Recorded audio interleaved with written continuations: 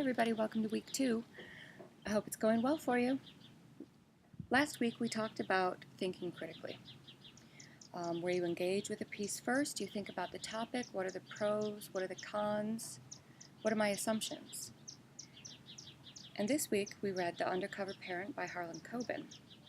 Before we read the piece, I had to do a check-in activity where you thought critically about putting spyware on people's computers, whether that be your children's computers, your partner's cell phones, or computers or what have you. That way, you thought about it critically before engaging with reading the piece. Now, this week, we're talking about critical reading. So, there are just a few things to know about that, which are indeed in the textbook on page 35, but let me summarize them for you first. Okay.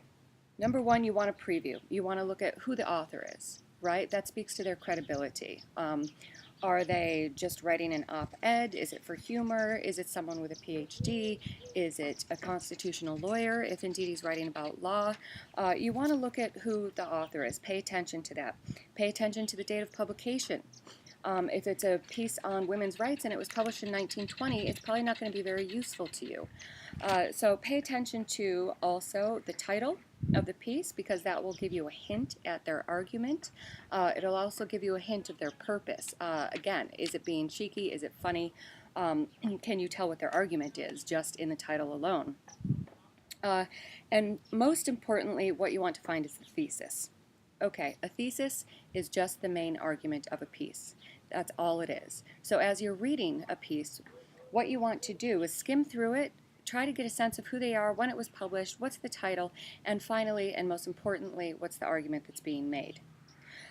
They talk about this on page 36. Now, once you've got a sense of the argument and you've done this previewing practice in order to read critically, now read with a careful eye. They talk about this on page 42. And what that means, basically, is you know how it feels when sometimes you're reading, let's say you're sitting on a bus, or you're sitting under a tree, or at home on the couch, and you're reading a piece, and you've gone a couple pages through, and then you think, oh my God, I have no idea what I just read. I wasn't paying attention. Well, this is what we're trying to practice out of. Okay? We want to start paying greater attention. And in order to do that, first of all, we've thought critically about the topic. Second of all, we've previewed by seeing where it stands, when it was published, etc., the context of the piece. And now what we want to do is get into a deep reading. And you do that by annotating, underlining, and highlighting. And again, that's on page 42 in your textbook. Basically, when you're annotating, underlining, and highlighting, that means you're engaging with the piece. And I know a lot of you don't want to write in your books because you want to resell them.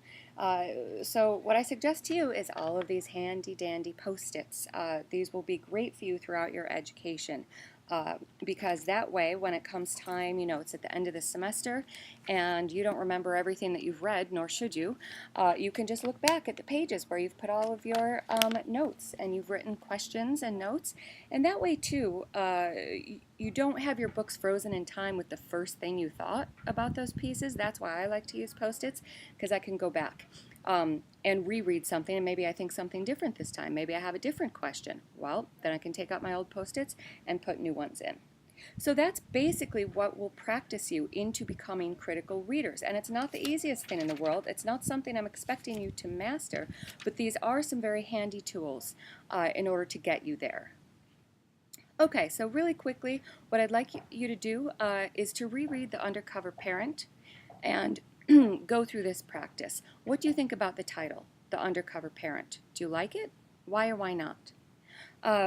What do you think about the fact that it was published in 2008? Is it too dated for you?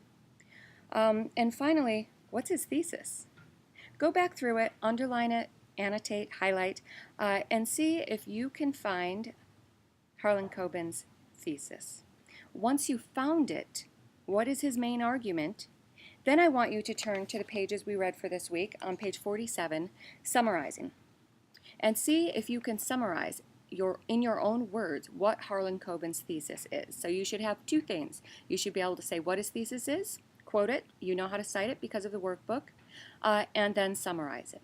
And that will be your paragraph homework, I believe, for this week as well. So go ahead through that practice, and I'll see you next week.